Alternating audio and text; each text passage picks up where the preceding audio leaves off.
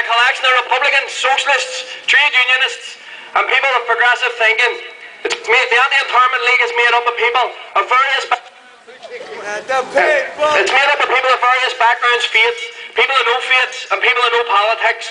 But what we're all united under is to raise awareness of the fact that both the British and the Free State governments are pursuing totally unacceptable policies of internment against Republicans in our country. It's unacceptable, and it has to stop now.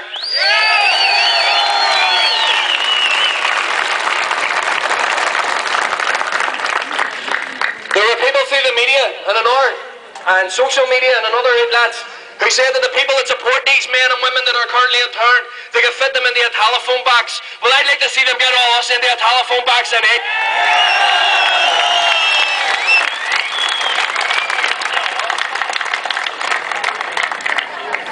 One thing I also want to say on behalf of the organisers, it's a great credit to all the groups and individuals that was involved that this event was pulled together in such a short pace of time. We've only had 6 to 7 weeks to organise this, but one thing you can be assured of, we've a whole year to organise next one, so it's going to be bigger and better than this all over again. 1971, he was tortured physically and psychologically by the British, and I'd like to ask him to read a statement here on behalf of the Free Martin Corey campaign. Let's see if they get it on deck.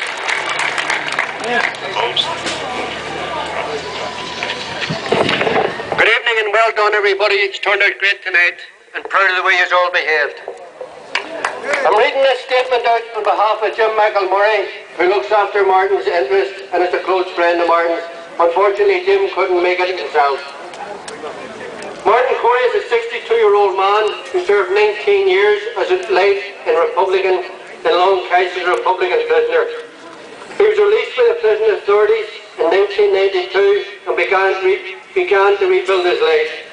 He is a popular figure from a well-respected, hard-working family in Lurgan.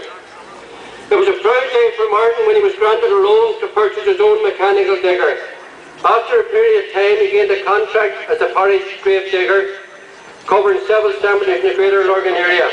Many people, including myself, will recall his compassionate approach and professionalism during times of family bereavement. In all the time I have known Martin, I have known his interest to be his family, his friends, his love of horse fishing, and of course his love of Ireland. All that came to a sad end on the 16th of April in 2010 when the police arrived at Martin's door in O'Neill's Terrace and told him they had a warrant for his arrest. Martin was brought to the PNSI station in Lurgan and later transferred that day to McGabry prison. It was stated he had broke the terms of his license release. When the solicitor asked to know what Martin was alleged to have done, he was told as a matter of national security and subject to the closed file information. For the past 3 years, solicitors and barristers have challenged his unlawful detention on numerous occasions in the High Court. On Monday the 9th of July 2012, the High Court Judge Justice Seamus Tracy, who has a background in European human rights courts, ordered Martin's immediate release, stating his human rights had been breached under sections 4 and 5 of the European Human Rights Act, and there were no charges which he should answer.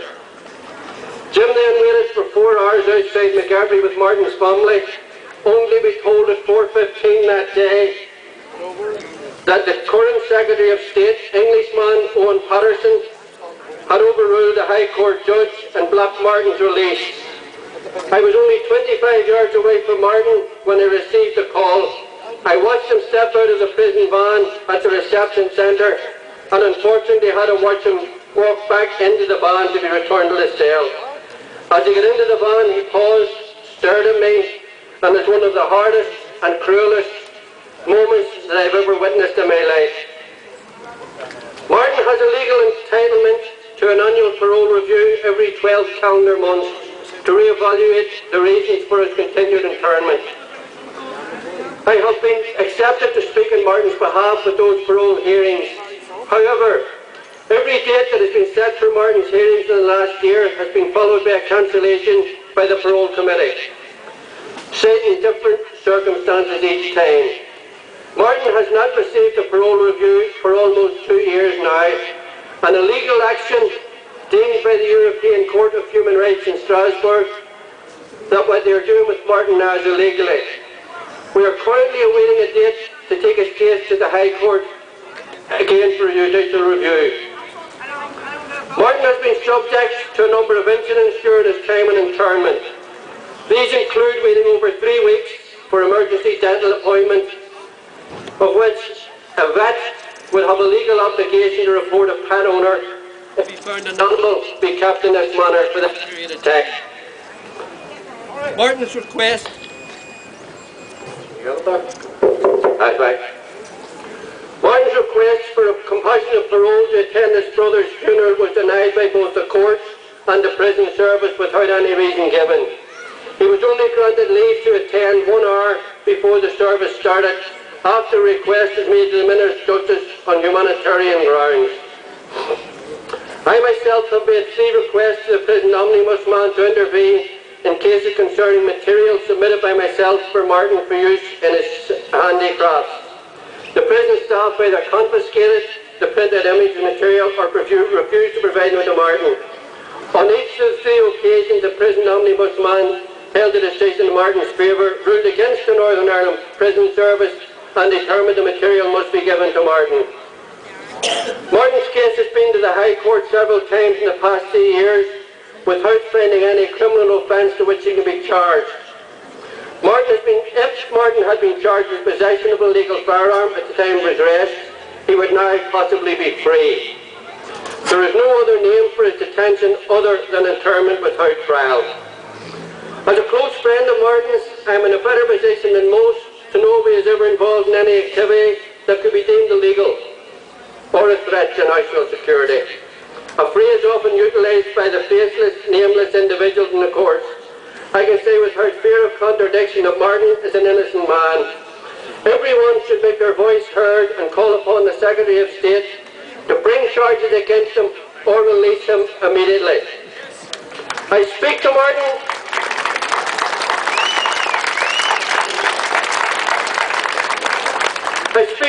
every day on the telephone and visit him regularly in his internment. I can assure everyone that his spirits remain high in spite of his total lack of confidence in the judicial system and the statelet that is Northern Ireland. He wants to thank everyone for their continued messages of support. We had a date to attend the High Court of Appeal in London, challenged his illegal detention last February. But the High Court in Belfast placed a block on our attendance, effectively stopping the case being heard by the Supreme Court. That killed any realistic possibility of getting the case into Europe. We have made an application to attend the European courts, but we're not allowed to exhaust until we exhaust every domestic court in the UK.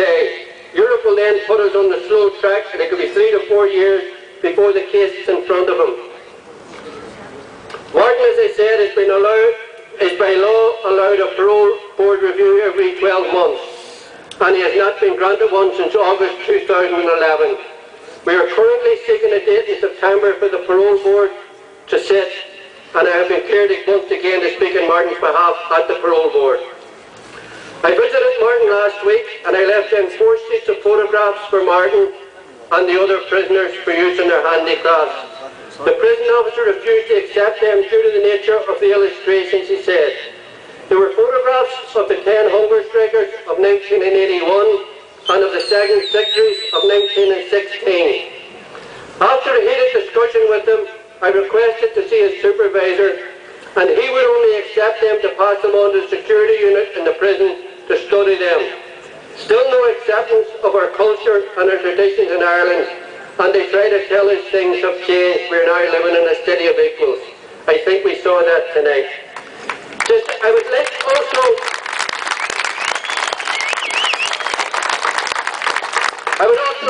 to ask to go on to your website there of www.releasemartincorey.com and find out just exactly what is the situation with Martin. Just a few things I would like to hear say myself. That was, as I said, I read that on behalf of Jim McElmurray, who unfortunately couldn't make it here tonight.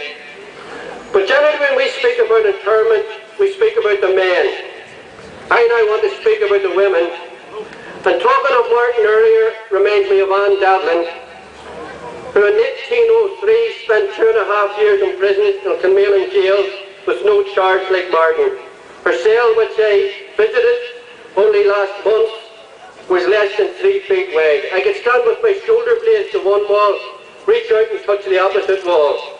A stone floor and straw for bedding, no toilet. There was no cell door, there was a metal gate, there was no privacy. As well as Anne being imprisoned at that time without charge, her entire family were also imprisoned to try to get Anne to tell the authorities who financed Robert Emmet's rising. So I suppose saying all that, we can actually say that Anne Devlin was the first internee and also a woman. England has also interned Irish women in 1916 and again in 1918 through to 21. The Free State also interned Irish women 20.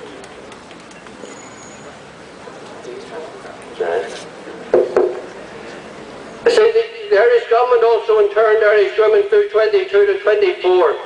Again, once again in the 40s, Maggie Nolan, a Belfast girl here, spent 3 years in Holloway Jail in England. Maggie, please. We've had a Maggie there and a Maggie night. And Orangeism, which has had a stranglehold on this city and this society, had a mighty swipe tonight. A first lady of all for accomplishing that. It took a few hours, but under the leadership of the Anti-Internment League, and here I'd like to pay a particular gratitude to Dee Fennell and his stewards for the sterling work that they carried out today, and I think they deserve a round of applause.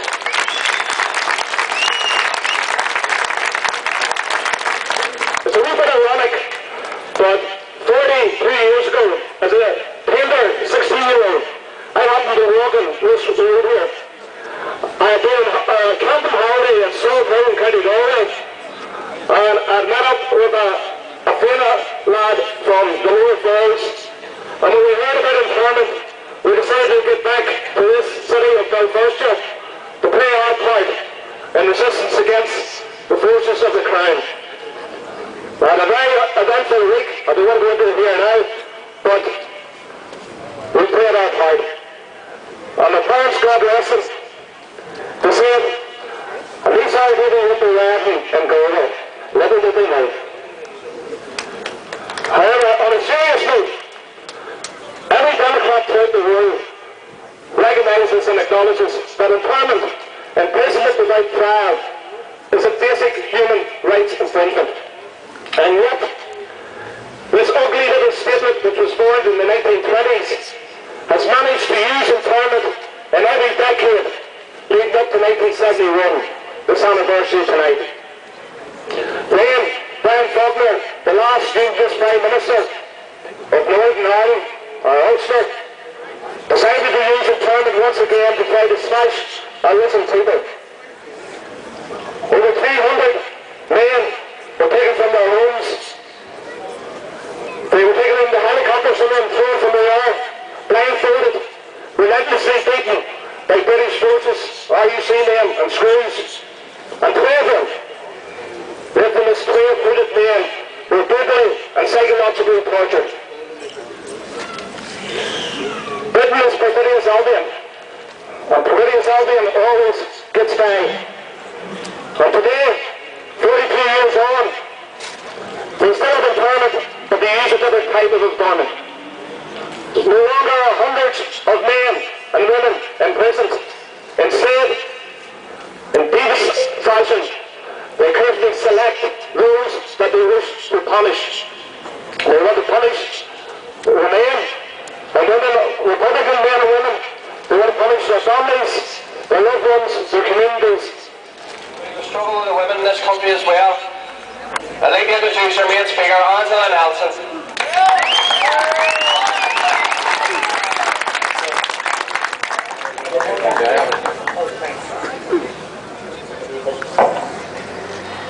42 years ago, on August the 9th, 1971, the Unionist regime at Stormont, with the full knowledge and assistance of the British government, reintroduced internment without trial in the 6 counties. 1971 was not the first time internment without trial has been used in the 6 counties. Since partition, it was previously used in the 1920s, 30s, 40s, 50s and in the early 60s. And the period in between the reintroduction of internment in August in 71 and the ending of internment in December 1975, almost 2,000 men and women were imprisoned without charge and without trial in the 6 counties. No single decision made by the British government in Ireland did more to violate human rights and to escalate the conflict in the 6 counties than the decision to impose internment without trial. The early morning raids during the first waves of the internment swoops were accompanied by widespread British Army and RUC brutality, assaults on people, wrecking of homes and many shootings. A number of those arrested in the initial and subsequent internment swoops were subjected to torture, interrogation centres in British Army barracks.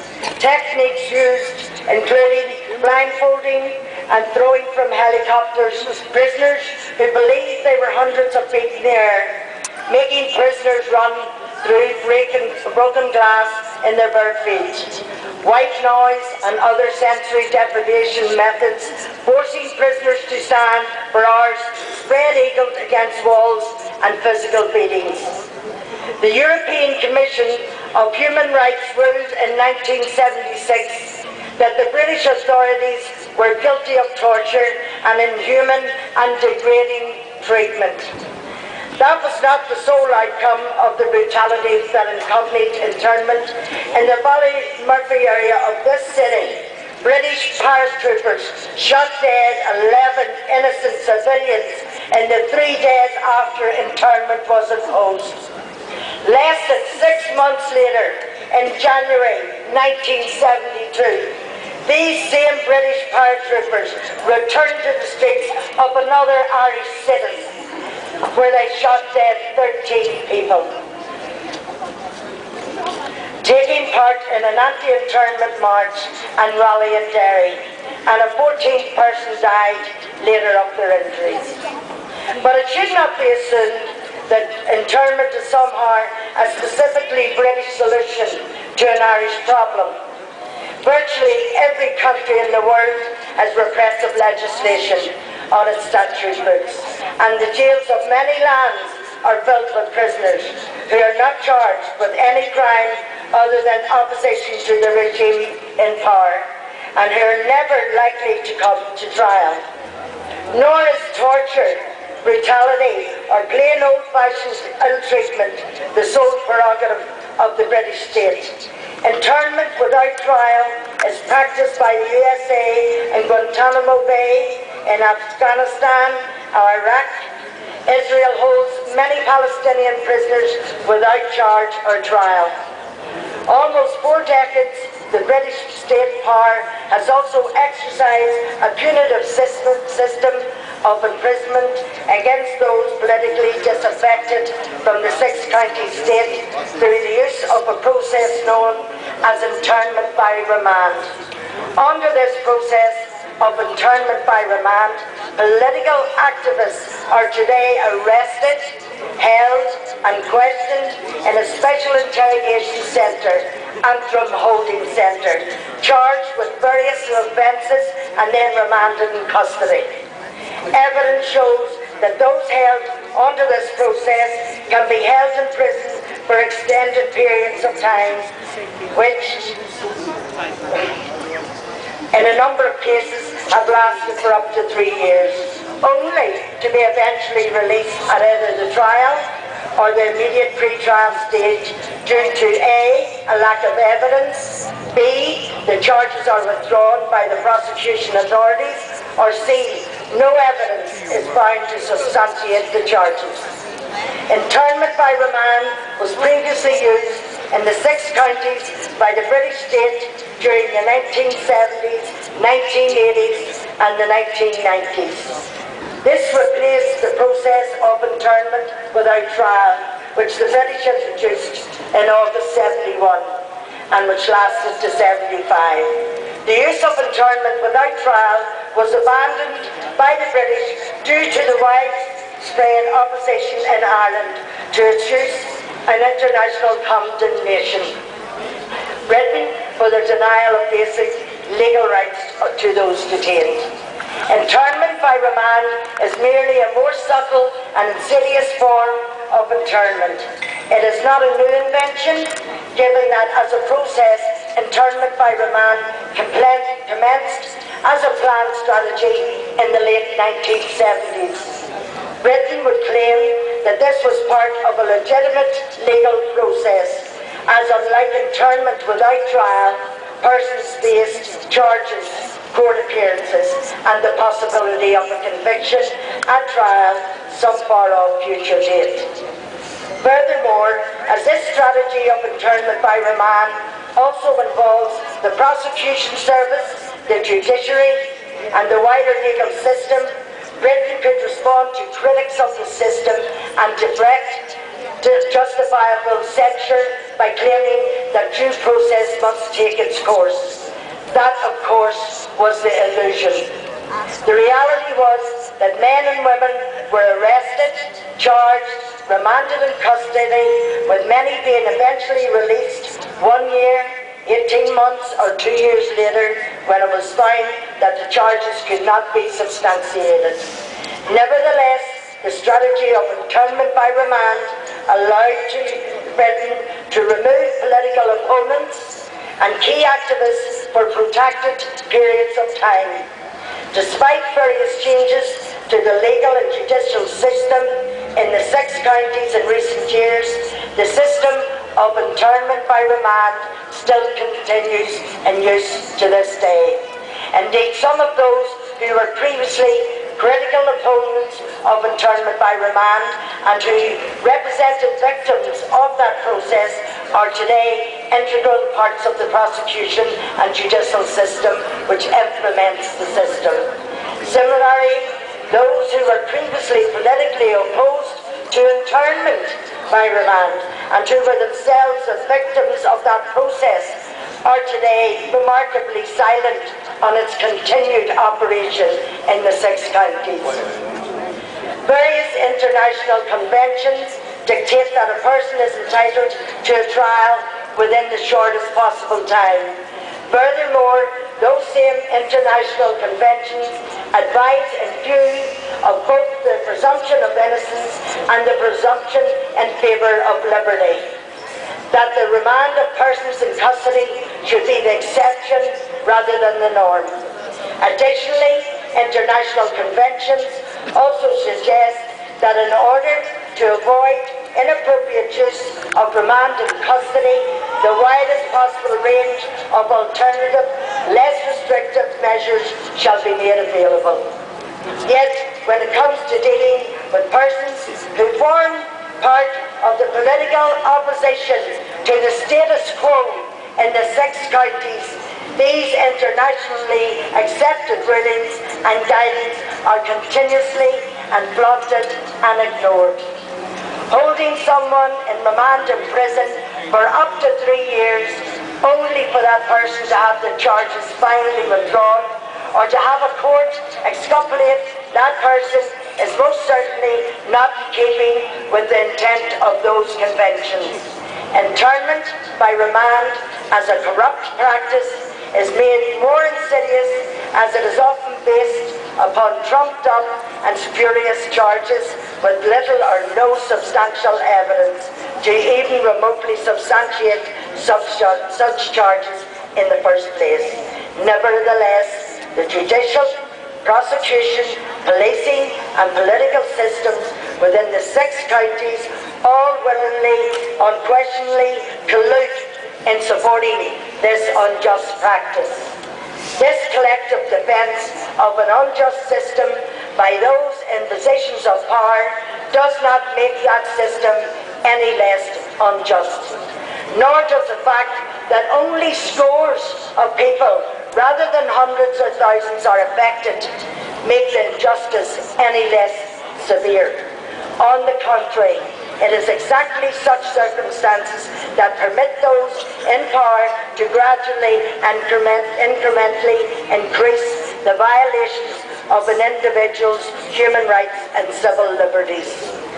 As those violations of human rights and civil liberties begin to increase, the number of those directly affected also increases until it reaches a stage when people ask, how did this happen? By then, it's too late. Don't wait until internment by remand impacts upon one of your neighbours, friends or relatives. Speak out now. And remember, they may chain our hands and feet, but the spirit of freedom cannot be shackled.